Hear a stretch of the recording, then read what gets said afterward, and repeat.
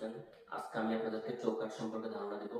যেমন আমাদের সাইডে চৌকাঠ আসার পর আমরা কোন কোন বিষয়গুলো চেক করব, চৌকাঠ আসার পর আমরা কোন কোন বিষয়গুলো লক্ষ্য রাখবো এবং লাগানোর ক্ষেত্রে ফিটিংস করার ক্ষেত্রে আমরা কোন কোন বিষয়গুলোর প্রতি লক্ষ্য রাখতে হবে সেই সম্পর্কে আমি আজকে আপনাদেরকে সম্পূর্ণ ধারণা দেব।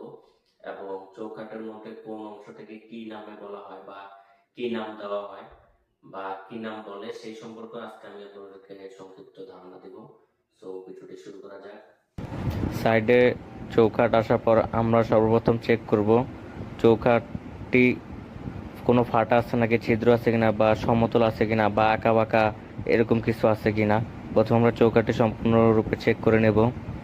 এবার বলে রাখি, আমাদের চৌকাঠের যে ফ্রেম আছে, ফ্রেমের যে সাইজটা এটা 2 ইঞ্চি বাই 6 ইঞ্চি হয়, অথবা 2.25 ইঞ্চি বাই 6 ইঞ্চি এরকম হয়ে থাকে।